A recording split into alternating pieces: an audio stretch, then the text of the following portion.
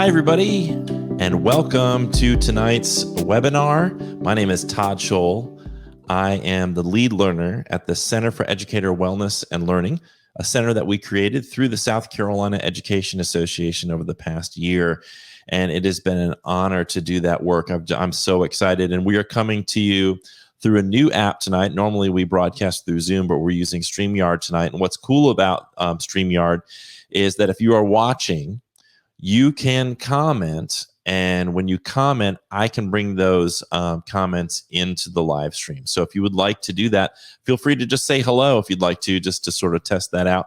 Say hello, check in, and or you can just say a question you have, or you agree with a point that our speaker is making, or whatever.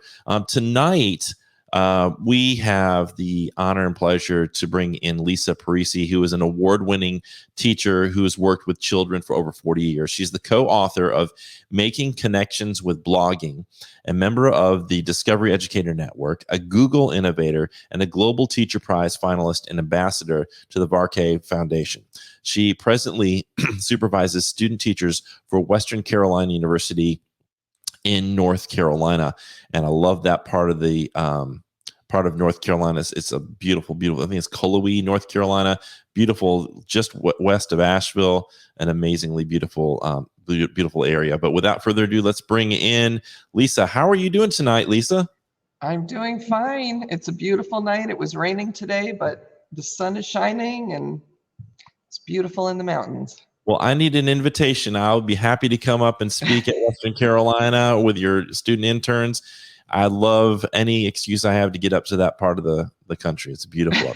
But I want to welcome you and thank you for being here. Did I miss anything in your bio that we need to share with our listeners? Did you say I'm retired? I'm retired now, but I am working with student teachers. Yeah, I did this for a long time and loved every single minute of it. And awesome. Now I'm hoping to inspire incoming teachers. Awesome. I know few and far between. We have one listener, Kay Ali, and I think she's coming from Malaysia. So we have a listener tonight all the way from on the other side of the planet, I believe. And she's going to actually be a part of a roundtable coming up in I think next week. So anyway, I'm going to bring your presentation into the mix here and let you take over. And I'm ready to learn, Lisa. Let's go. Okay. So here I am. If you want to get in touch with me, this will show up again later, but I taught for many years with a focus on teaching empathy. I taught elementary school. I taught teachers who taught kindergarten through 12th grade. I'm working now with student teachers. I don't think that this is something that just goes for kindergarten, or just goes for 12th grade, or just goes for good kids, or just goes for bad kids. We need to teach empathy to everybody. That's what we need to do these days. So please feel free to contact me, and this will display at the end also, so you can listen to me first. So the big question is, why do we teach empathy? And I did a 2-minute search on anger in the news. And this is what came up. I actually took a screenshot of that picture. This is just what's going on in our world today. We live in a very opposed, we are on two different ends of the spectrum here. We argue with each other all the time about everything, and we need to really, I think I have always believed that my work as a teacher was to teach the future. And that's what we need to teach the future empathy, so that children today can rule the world better than we have been doing. We have been messing up royally, and I think a large part of it is we don't have empathy anymore for each other, for ourselves, for the world. So this is why we have to teach it.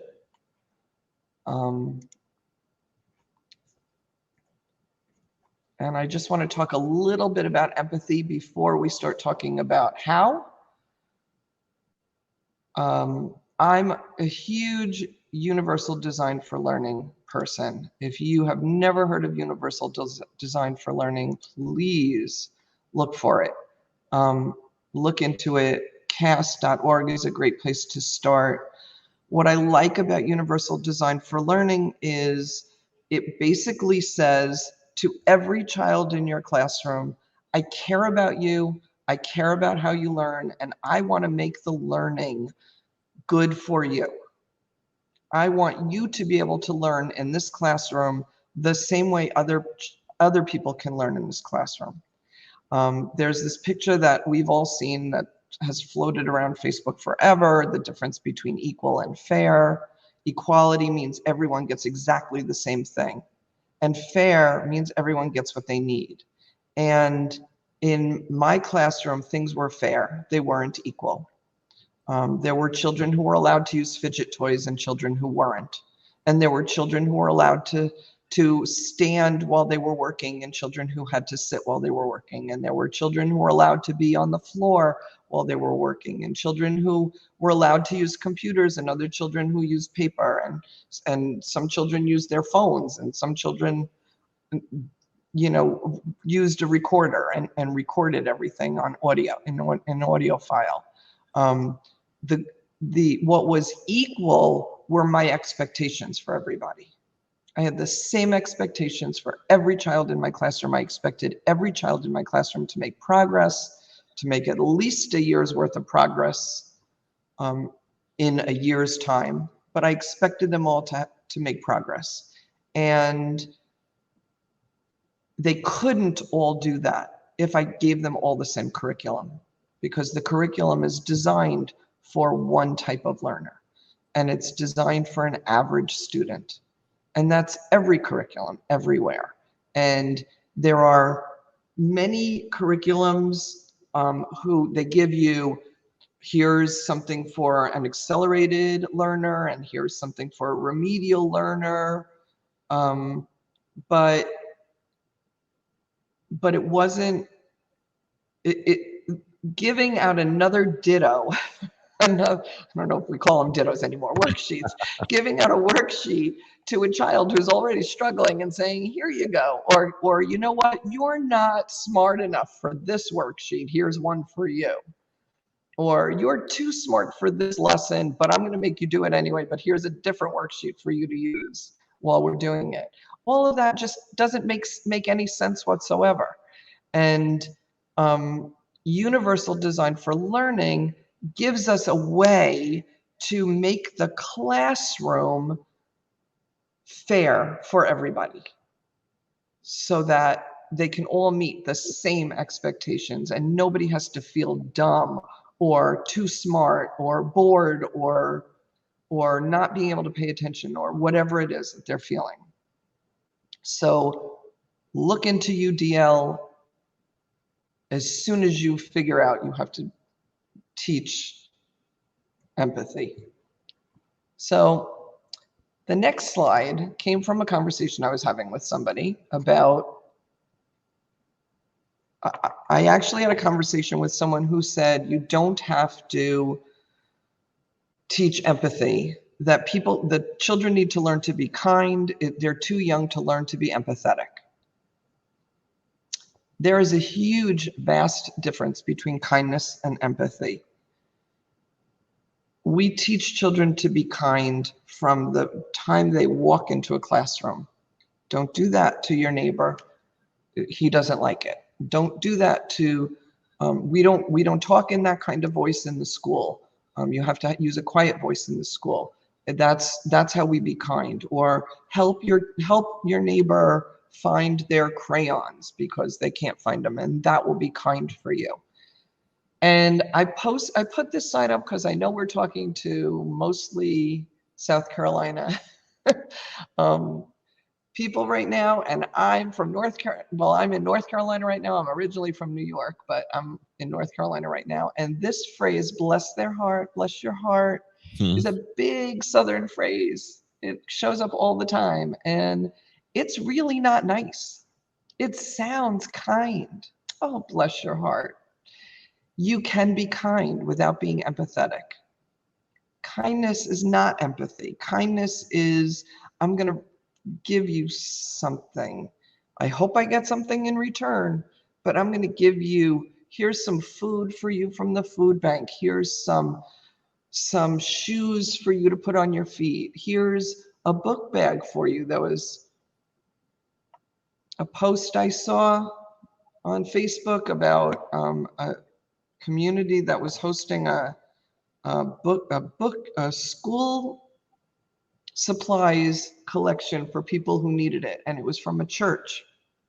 I'm not going to say who posted it, but it was from a church, and the church was saying, you know, come get your school supplies. We'll have milk and cookies, and we'll have snacks. Be sure you dress appropriately because you're coming to church. So dress church appropriately.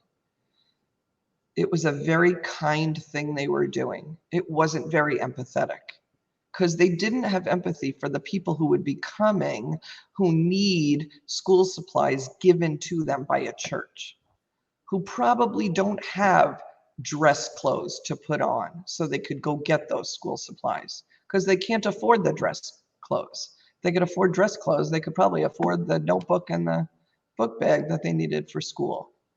So there's an example of someone attempting to be kind, and they missed the empathy part entirely. They missed what it means to be so poor you can't afford school supplies. So I just figured I'd throw that in there. And Todd, please jump in at any time. No, I think, you know, you and I were talking a little bit before you came on, and I'll pull us off for just a minute, and I'll bring your presentation back on. But you and I were talking about how kindness isn't really. I mean, kindness is one form of barometer, and kindness is a great thing. And Mr. Rogers said, kindness is it's very important. But some people can have really good manners and be very, very kind to you, and then they could talk about you behind your back, or they could be voting or advocating for things that are actually going to hurt you or your kids or your family, even though they're the most pleasant people to be around and the kindest people. So acts of kindness are important, and it's not to discount that, but kindness without the capacity to understand where another person is coming from and what their needs are and how they're viewing the interaction and how they're viewing you know, what it is you're supporting and doing, is it can be kind of empty. So we have to be careful, because sometimes we want to immediately say to somebody who's really a nice person, you know, okay, well, that's it. They're good. They're a good person. They're fine. But without that empathy, I think they can end up doing a lot of damage, even though they're nice to be around. So, Right. I'll put your presentation back in. Okay.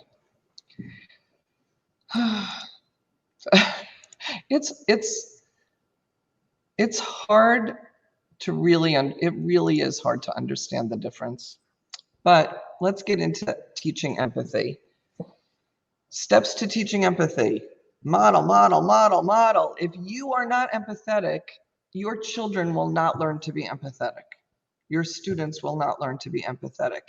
Every single rule I have ever taught my students, every single one, had a reason for it. And that reason had to do with either being empathetic to self, empathetic to others, or empathetic to the environment. Every single one. Rule in the classroom: if you spill something, clean it up. Why? We care about the environment, and we care about the next person who's going to be using the table you just spilled all your drink on. That's why. So you don't just state the rules, you tell them why. I had a rule in the hallway. We had to be silent. We did not talk in the hallway. That was my rule. A lot of schools I went to, it was a school rule. Some schools didn't care. Some teachers don't care. I cared, and I told my kids this because I didn't want my class to be the reason another teacher had to close their door to the hallway because we were so loud. I didn't want to disturb kids that were working in the hallway because I worked in a school where children were in the hallway working all the time. I didn't want my class and my students to be responsible for those children not being able to work in the hallway. So you had to be quiet in the hallway. You weren't allowed to talk. I didn't have a problem with my students talking in the hallway because I told them why. I told them, be empathetic. Think about other people around you. Right. Think about it. Model, model, model. Teach the language of empathy. That is the language of empathy. You're doing this to make other people happy. You're doing this to make other people be able to learn. You're doing this to make the environment last longer for the world. You're doing this so that the majority of people in here, and that's something we've lost in our country, we've lost the majority. The majority of people in the country do better with A, B, and C. We've lost that. So we do it. We give up some of our rights. You know, I was talking to somebody the other day about seatbelts. We wear seatbelts in a car. And I remember, I'm old enough to remember when we didn't have to wear seatbelts in the car. In fact, I'm old enough to remember when there weren't seatbelts in a car. But we all wear seatbelts now. It's the law. You have to wear it. Click it or ticket. And people complain about it. Why do we do it? Because it was costing us more money not to. It was costing us more insurance money. That's why. For the country, it's better because our insurance premiums stay lower because fewer people die in accidents because they're wearing seatbelts. When you start teaching children about why they're doing things, why are we doing this? Why do we keep the lights on? Why do we have to be quiet? Why are we allowed to talk now? Why are we clapping and not booing when we go to, I mean, we had field day every year, and I would constantly tell my children, you don't go out and boo the other teams. You just don't. You cheer for your team. You can't boo for the other team because think about how they feel. If you're, think about how you would feel if someone was booing for you. So that is, oops, I just closed up. Oh no, I didn't. Okay. I thought I just closed up my StreamYard, but I didn't. That is the language of empathy. Talk about it all the time. Every single time you give a rule, tell them why. Come up with the, you know, there's this whole thing, come up with the rules yourself. And I did that all the time. But you know, as a teacher, you really lead them towards the rules you want. In my classroom, it was why? Why do we need that rule? If you want a rule that everyone has to be silent all the time, then you better tell me why. Because I don't believe everyone has to be silent all the time. So you better have a reason for it. You know, I had quiet times and talk times in my classroom. And when there was a quiet time in my classroom, usually I was like reading aloud, or the kids were all working on a writing assignment individually, which, you know, wasn't always the case, but if they were doing something individually or we were having silent reading time, they had to be silent. It was easier for me to get them to be silent for those times when I didn't demand it all the time, because I was able to say to them, we're going to be quiet now because most of you can't read when people are talking. I know I can't read when people are talking.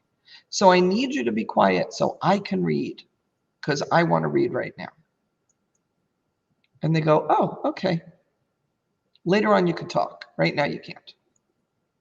So when I say teach the language of empathy, that's what I mean. Tell them why they're doing something.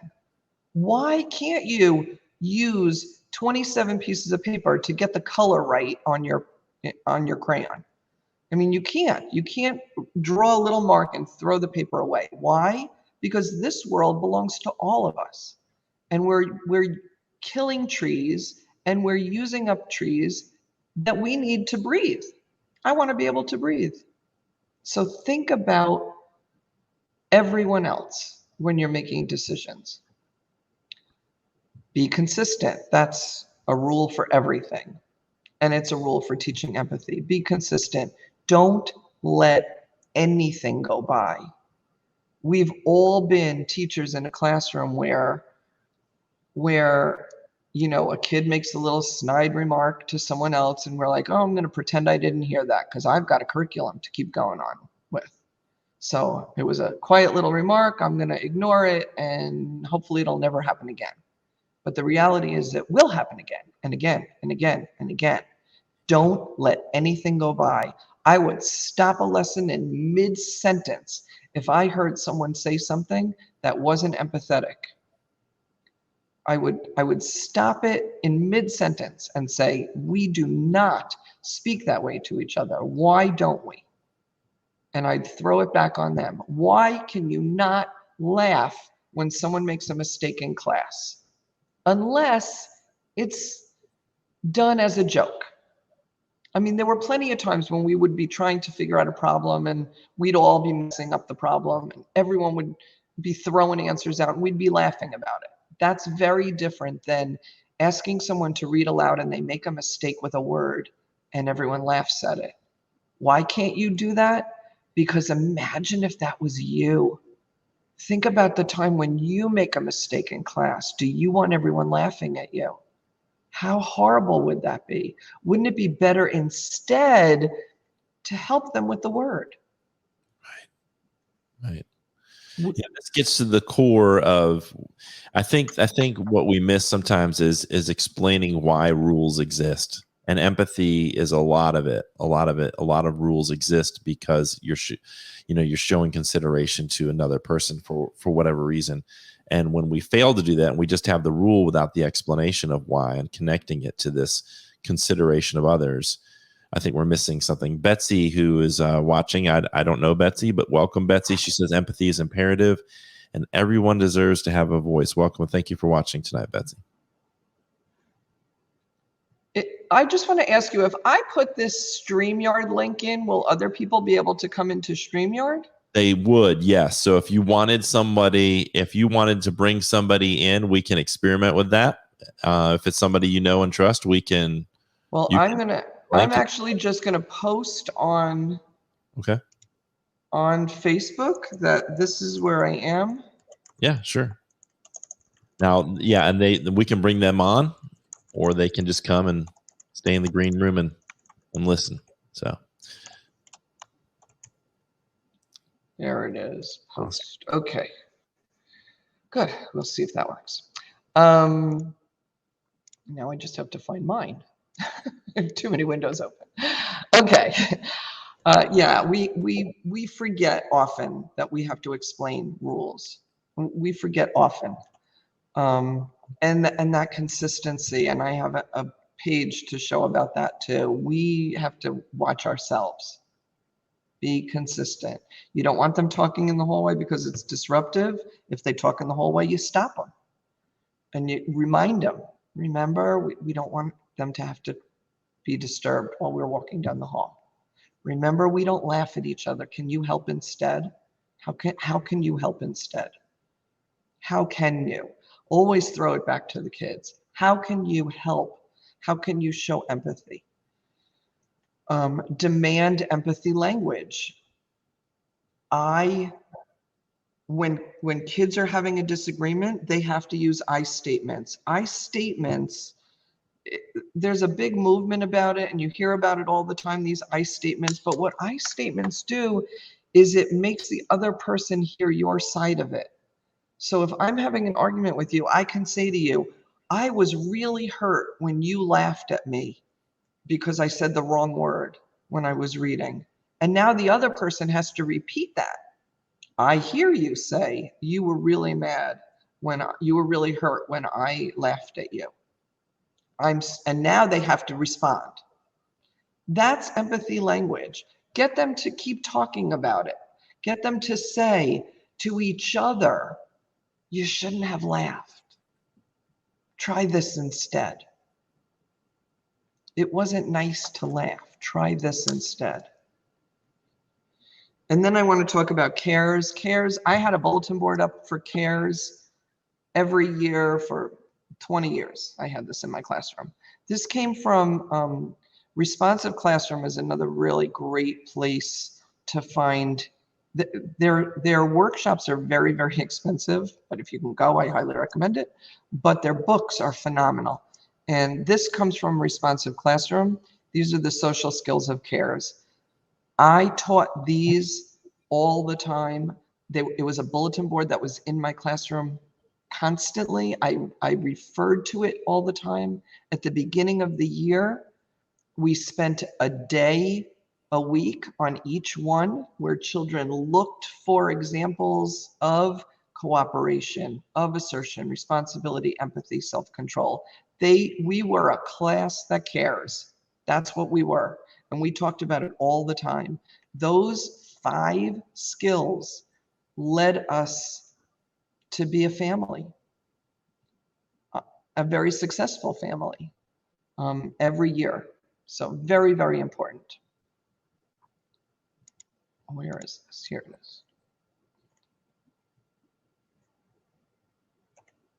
Okay. That kid. If you notice, this whole model, teach the language of empathy, be consistent, demand empathy, language, and cares is the same for teaching that child that drives you crazy, that never does the right thing, that's always doing something wrong, that is hard to manage, that when they go home, their parents say, you're fine, it's all the teacher's problem, don't worry about it.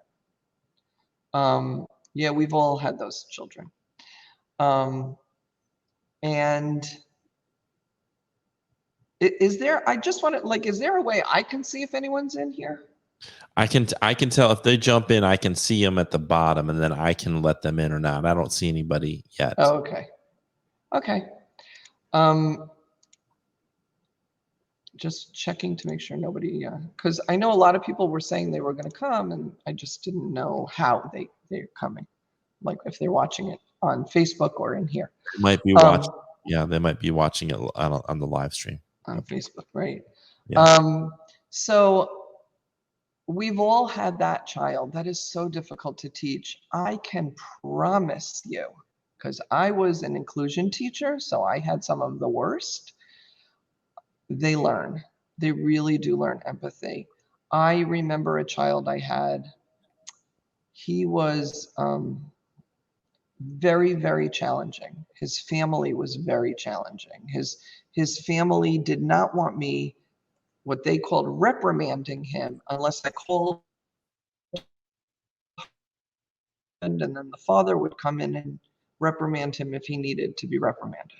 I was to ignore everything that happened. And I told the parents, like, I'm not doing that, but I'll call you afterwards. Everything was everyone else's fault from this child. It was always someone else. Someone else did this, someone else did that, someone else did this. But I worked with him all year, and I was very consistent, and I taught him about empathy, and we had class meetings, and we talked about it all the time, and he heard it all the time. And he got better, not terrific, but better. I saw him a couple of years after he left my classroom. I saw him in the middle school. I was walking through the hallway and seeing some of my kids, and they were all so excited to see me. And I saw him and I thought, oh, he's not going to say a word. He barely talked to me when he was in my class. I'm not going to, nothing. And he walked up to me. He held out his hand, shook my hand, which was something I did at the beginning of every day. As every kid, I shook their hand and greeted them before they walked in the classroom. Have to show them that you care about them and that they are important. So I stood in my doorway and I shook everyone's hand. And he saw me and he came up to me and he shook my hand and he said, "It is so good to see you, Mrs. Parisi. How are you doing?" And I wanted to cry because that wasn't this kid. It wasn't who came into me in September. It was barely who left me in June. But that's what I wanted to teach him. I wanted to teach him that there are people who care about you, and you can be an empathetic person. And I said, oh, it's so wonderful to see you. And I hugged him, and I told him how happy I was to see him. It does work. It's a struggle. You can't let anything go. Don't let anything go. You have to, when that kid says something, you've got to call him on it.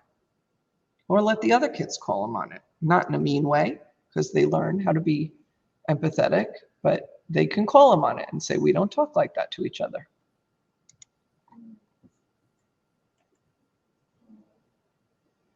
So here are tips in the classroom.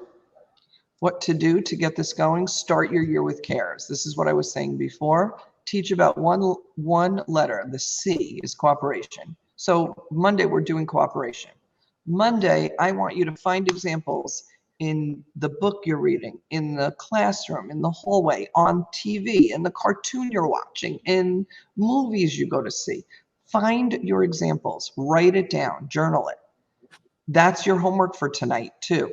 You're going to come in tomorrow. We're going to talk about where you found examples of cooperation. Where did you find examples of empathy? Where did you find examples of self-control? Did you have an example? So start your year teaching that. Next tip, make teaching empathy ubiquitous. It needs to be always, everywhere, all the time. Always, everywhere, all the time. When you say to the kids, let's pull out your math books, those children should be looking around. Can I get someone else's math book for them? Because they're taking a long time putting away their readers and they need their math book. And they didn't get up here yet. Let me bring it over to them. Think about it. How do you clean up the day at the end of the day? Well, if we leave stuff all over the floor, it's going to make the custodian's job a lot harder at the end of the day. Let's pick everything up. Let's put up our chairs. Let's think about the next person walking into this room at the end of the day. We're walking in the hall. We're in the cafeteria. Did you say hello to the lunch ladies before they gave you your food? Did you say thank you when they gave you your food? Imagine what it must be like to be handing food to 500 children a day and not get one thank you. Think about that. Imagine if you were the person to go up to them and say, thank you so much for this. I really appreciate it. Think about how that would feel if you were them. They might go home and talk about you today when they go home to dinner. You might be the reason they're happy when they go home. Those are the kinds of things that become just conversations all the time, always. When you're talking about anything, when you're reading a book, bring up examples of empathy. When you're reading a book, show the children how reading this book can teach them to be more empathetic for this particular person and for other people like that person, the main character of the book. Just make it always. And then I put in bold, stop everything when necessary. There is nothing more important than teaching empathy for self, others, and the environment.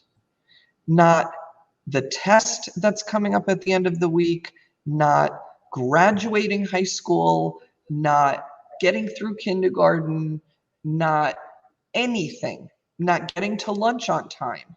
Nothing is more important than teaching empathy for self, others, and the environment. Stop a lesson in the middle if something's not working right, or if you need to instead teach a lesson on empathy.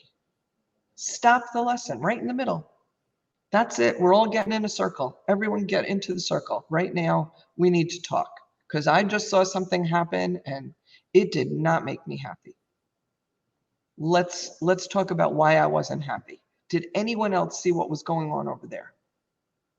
Or let's get into the circle. I did it all the time. And my kids did really well in school. I was in one of the I was in a district where the expectations were very, very high. The children were really expected to not only succeed but excel all the time. And they did, even with me stopping lessons to teach empathy again, or stopping lessons because I saw somebody doing something they shouldn't be doing. Use everything to teach empathy: book discussions, math problems, class arguments, student examples, anything you see. Point it out. When they're working in groups, go over to the group and say, I love the way you two are working together. Look at how you are helping each other. You're really thinking about each other while you're working here. Bravo, great cooperation. Or look at the self-control you have. I bet others around you can really work well because you have such good self-control right now. Talk about it. And then I did the learn about UDL again. Model, model, model, model. Practice being empathetic so you can correctly model it. Do you know what's really hard? Being empathetic for that child that drives you crazy all the time. Learn about him, and you'll find out why he's driving you crazy all the time. You'll find out what's going on with his household, and boy, does it make you empathetic. But at first, it's like, this kid's driving me crazy. I want to put him in the corner. I don't want to hear him anymore. I don't want to talk to him. Practice it.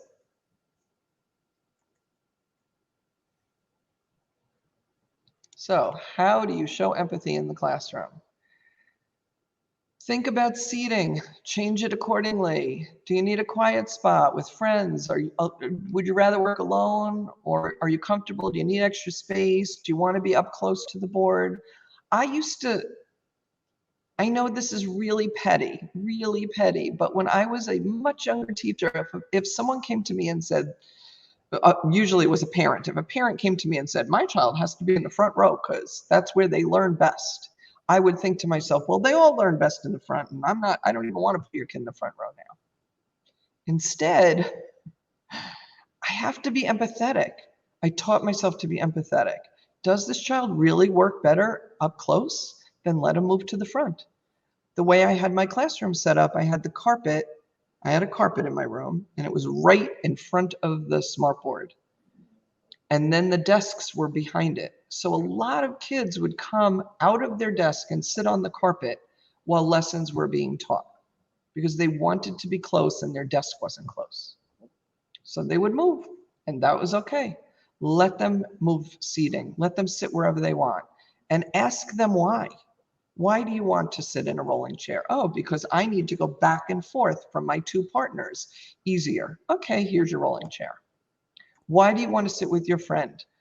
To talk to them about what's going on after school. Nope, can't do that because we're going to be disturbing everyone else around. Why do you want to sit with your friend? Because we work better when we talk to each other. Okay, great. Let's test it out. Because I know I do. I work better when I talk to people. Think about home life and help when you can. Is a child not tired from sleeping? I had a girl, my very first year teaching ever. She would come in every single day and fall asleep in class. And I thought, wow, I am just the worst teacher on the planet. Hi, Ruth. It's so good to see you. Oh my gosh. Hey, Ruth. But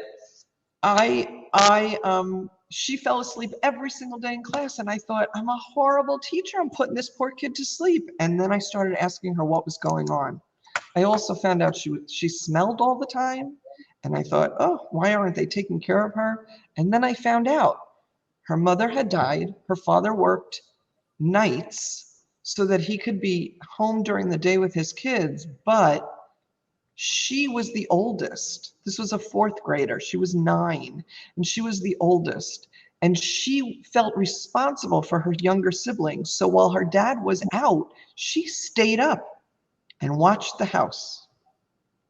And then struggled to get to school the next day and do something. So once I found this all out, I set things up with the nurse. Get to know everyone in your building. Please use those people. They're so good. They're so amazing. Everyone is so amazing in the building. I went to the nurse and I said, what can we do about this girl? Turns out I didn't even know this because it was my first year teaching. There was a washer and dryer in the school. So we had an extra set of clothes for her. This girl came in, put on the extra set of clothes, slept in the nurse's office for an hour or two every morning, and then came to the class while her other outfit was being washed by the nurse. She would come to class and be wonderful and be able to learn and be terrific and fantastic. I had another child who he came to school with no snack every day because his parents couldn't afford to feed him. So I brought in food. And did I hand it to him? No, because that's not empathetic. Hey, you kid whose parents can't afford the food, let me give you some. Nope, I put it out for everyone. And I said, if you don't have snack today, you can come get it. And then I noticed he wasn't taking snack, even though I had it out for him. So every morning, I would put some of it in a baggie and stick it in his desk. So now he had a snack. He was the only one who knew that it came from me. And he could share it with other kids if he wanted to and feel good because they all shared their snacks. Learn about your children. Learn if they have a place to do their homework. Learn if they live in anger. If they know fighting because everyone fights in their household and yells in their household and screams in their household. Learn about them and then help. Think about the child and provide whatever is needed. Does someone need more time to answer questions or to record presentations privately? Do they need to decompress when they get off the bus? Or, some of your kids come into school after having a fight at home. They're not ready to work. Let them decompress a little. Maybe they need to go into the corner, put on headphones and listen to some music. Learn about your kids. Do they need to be near you? Do they need to be left alone? Do they learn about them? Learn about UDL. This little picture, how to develop empathy, is just something I took off the internet that I really liked. Get to know each other. Get to know other people. Okay, I know I have to go a lot faster, so I really am going to. What are you doing to contribute to the problem? And yes, that's a real question. What are you doing to contribute to the problem? When a child reads the wrong word and someone laughs, do you laugh with them? Can't do it. Do you smile and say, oh, bless your heart? And then you don't really mean that. You really mean, you're an idiot. What'd you do that for? Kids know it. When you smile and say, it's okay, honey, that you didn't bring me this paper that I needed today and had to have today. Be honest, but don't contribute to the problem. Tell the kids like it is. Tell them like it is. Look, it was not cool that you did that. It does not make me happy. I am not saying that you're a fabulous student right now because that wasn't a fabulous thing to do. How are you going to make it better? And then apologize to them if you mess up. Apologize. You know what? I made a decision. I told everyone we were staying 5 minutes late because of 2 people. That was so wrong of me. I shouldn't have done that. Those 2 people I need to talk to. Everyone else, I am so sorry. I didn't mean to just blurt out, that's it. We're never doing this again. That was wrong of me. You're allowed to make mistakes. You really, really are. So think about, what will you change in your classroom? What will you change in the environment? What will you change in your lessons? How will you change with your students? Think about what you're going to change. And if you want to get in touch with me and talk more about this, it's my favorite topic to talk about. All right, there it is. There's her contact information on Twitter at L Parisi, Facebook Lisa A Parisi, and Lisa Parisi 51 at gmail.com.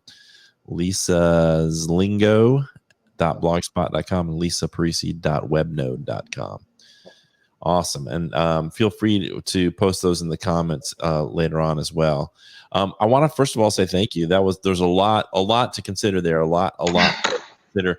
I really think though this is a core sort of value that we need to be promoting, and as you said, it requires us to model it, and modeling it takes consistency. Linda Douglas says, great life skills training for our students today. Great hints for me for interactions with my students. How are you doing, Linda? Hope Linda's doing great tonight. She's down in our low country of South Carolina. Awesome. Thank you for tuning in tonight, Linda. We have Ruth with another one. She says, miss you, Lisa. I miss you too, Ruth. Ruth worked in my classroom for years, so valuable member of my classroom community. Where in New York were you from, Lisa? Long Island. Long Island. Okay. I grew up in Syracuse. So awesome. Well, thank you so much for sharing with us tonight. It was really wonderful information, really valuable information. And I think, we see, the news and you see the world around us. We just need to develop more empathy. We need to try to understand and we talked about that phrase, putting yourself in somebody else's shoes but we need to articulate exactly what that means and model it and show kids what that means. Sure. It is very important. It's interesting. I had a conversation with someone else the other day, control. And and this is a person who wants nothing to do with gun control. Don't take my guns away. Don't, that whole thing. And so I said to him, tell me why you are opposed to any kind of gun control. Why? And his response was, because I don't want it. And I was like, I can't even argue with that. That is the least empathetic thing I have ever heard in my life. I'm giving statistics about all the children that are dying and people that are being shot, and your answer is, I don't want it. My guns, my rights. No, but that's not the country we live in. We live in a country which is a community. Right. Your classroom is a community, and families are communities, and the state and we live in these communities, and we have to start thinking about everybody and the well-being of everybody in the community. Yeah, for sure. All right. Well, I'll wrap things up. Lisa, thanks again so much. It was wonderful to finally meet you. You and I have been emailing back and forth, and I've been, eager for this presentation. And I really appreciate you taking time out of your evening to come and share with people your ideas and your thoughts on empathy. So thank you. Well, I love it. Thank you very much, Todd. And I'm sure that there's a place. This is all going to be on that Facebook page. Yes. Yeah. I'll post this will be posted as an archive on the Facebook page. And then I will take the recording of it and post it to the Cool website, which for those of you who are watching, it is www.cool.us. That's CEWL.us. So there it is.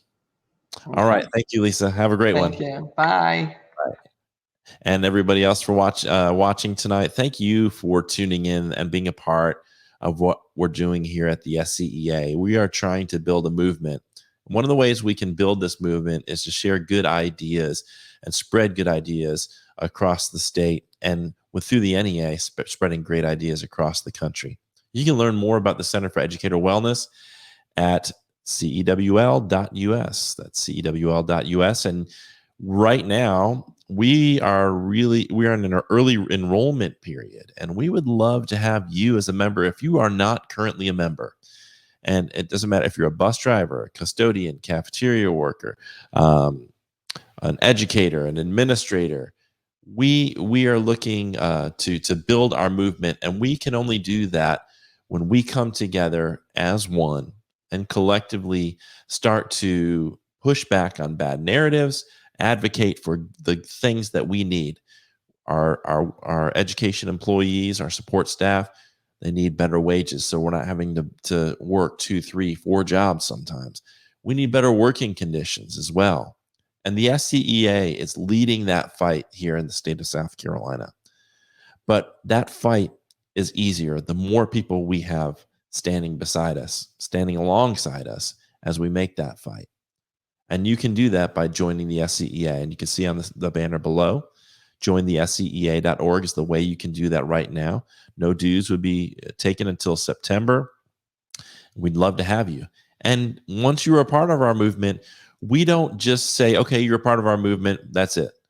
We believe in our members leading. We believe in our members creating content like you're watching tonight, coming on and doing webinars, doing podcasts, doing blog posts, whatever you're interested in terms of expressing yourself, and being advocates, vocal advocates, and organizing in your area, the educators and support staff in your area, organizing them, going to school board meetings, speaking your mind. That's what we need. We need activists. And our association is about building a cadre of activists that can help deliver the schools that you deserve and the schools that your students deserve. So I hope that you'll consider joining us tonight if you're not already a member. If you are a member, go to tomorrow when you go to into school, or next week when you go into school, and see if you can talk to other people about our movement and let them know the importance of us coming together to build power, to create change. It's been wonderful. Thank you so much for tuning in tonight. We'll see you on Thursday. I am really excited about Thursday. It is our first we're calling it Cool Explorers or Cool Ideas. I'm not sure yet. We're playing around with the title. But what we're going to do is we're going to have three panelists. One of them's from Malaysia. We have three panelists who are going to be talking about how artificial intelligence and virtual reality will impact education. So these are going to be this Cool Ideas sort of show is going to be about exploring ideas that we don't always talk about in education. And this first one is going to be about artificial intelligence and virtual reality.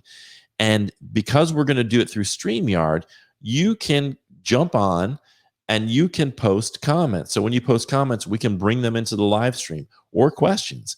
And so you can be a part of this interactive discussion that we're going to have about artificial intelligence and virtual reality. I'll be up in Fort Mill tomorrow at Catawba Ridge High School, working with their new teachers at their new teacher orientation. I believe that's where, or actually it's a professional development conference for Fort Mill tomorrow. So I'll be up there talking about mindfulness. And then next week on the 17th, we have Michelle Carr, who's going to do a stress reduction session that's based on mindfulness practices. That'll be 7 o'clock on the 17th of August. So lots of cool stuff coming up. And we hope that you'll join us for each and every one of those that are relevant to you. So have a great night. And for those of you who are heading back to school or starting school next week, I wish you nothing but the best. I hope you have a wonderful start to your school year. And if there's anything that we can do at the SCEA to support you, your colleagues, and your students, please reach out. We love you. We care about you. We hope you have that great start to the year. Thanks so much for tuning in tonight. We'll see you on Thursday at 7 o'clock for that discussion about